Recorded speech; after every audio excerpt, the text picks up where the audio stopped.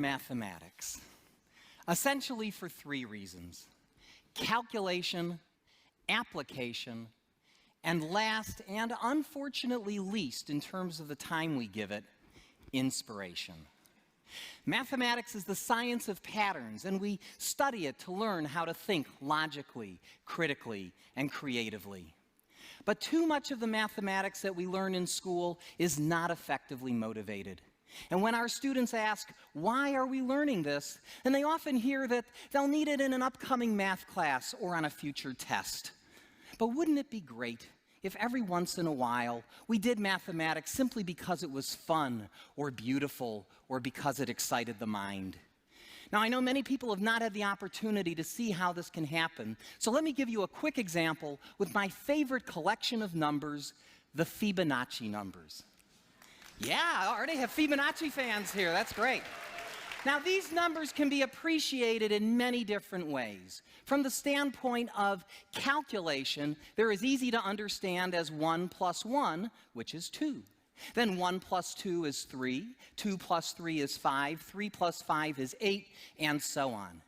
Indeed, the person we call Fibonacci was actually named Leonardo of Pisa, and these numbers appear in his book, Liber Abaci, which taught the Western world the methods of arithmetic that we use today.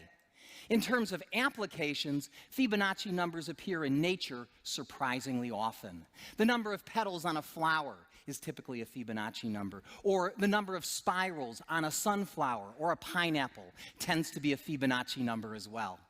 In fact, there are many more applications of Fibonacci numbers, but what I find most inspirational about them are the beautiful number patterns they display. Let me show you one of my favorites.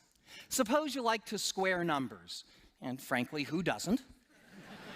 Let's look at the squares of the first few Fibonacci numbers, okay? So 1 squared is 1, 2 squared is 4, 3 squared is 9, 5 squared is 25, and so on. All right, now, it's no surprise that when you add consecutive Fibonacci numbers, you get the next Fibonacci number, right? That's how they're created. But you wouldn't expect anything special to happen when you add the squares together. But check this out. 1 plus 1 gives us 2, and 1 plus 4 gives us 5. And 4 plus 9 is 13, 9 plus 25 is 34, and yes, the pattern continues.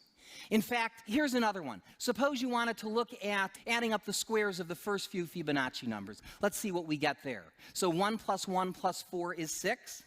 Add 9 to that, we get 15. Add 25, we get 40. Add 64, we get 104. Now look at those numbers. Those are not Fibonacci numbers, but if you look at them closely, you'll see the Fibonacci numbers buried inside of them. Do you see it? I'll show it to you. 6 is 2 times 3, 15 is 3 times 5, 40 is 5 times 8, 2, 3, 5, 8. Who do we appreciate? Fibonacci, of course. Now, as much fun as it is to discover these patterns, it's even more satisfying to understand why they are true. Let's look at that last equation. Why should the squares of 1, 1, 2, 3, 5, and 8 add up to 8 times 13? I'll show you by drawing a simple picture. All right, we'll start with a 1 by 1 square, and next to that put another 1 by 1 square. Together they form a 1 by 2 rectangle. Beneath that, I'll put a 2 by 2 square, and next to that, a 3 by 3 square. Beneath that, a 5 by 5 square, and then an 8 by 8 square, creating one giant rectangle, right? Now let me ask you a simple question. What is the area of the rectangle? Well, on the one hand, it's the sum of the areas of the squares inside it, right? Just as we created it. It's 1 squared plus 1 squared plus 2 squared plus 3 squared plus 5 squared plus 8 squared, right? That's the area. On the other hand, because it's a rectangle, the area is equal to its height times its base. And the height is clearly 8, and the base is 5 plus 8, which is the next Fibonacci number, 13, right? So the area is also 8 times 13. Since we've correctly calculated the area 2 different ways, they have to be the same number. And that's why the squares of 1, 1, 2, 3, 5, and 8 add up to 8 times 13. Now, if we continue this process, we'll generate rectangles of the form 13 by 21, 21 by 34, and so on. Now, check this out. If you divide 13 by 8, you get 1.625. And if you divide the larger number by the smaller number, then these ratios get closer and closer to about 1.618, known to many people as the golden ratio, a number which has fascinated mathematicians, scientists, and artists for centuries. Now, I show all this to you because, like so much of mathematics, there's a beautiful side to it that I fear does not get enough attention in our schools.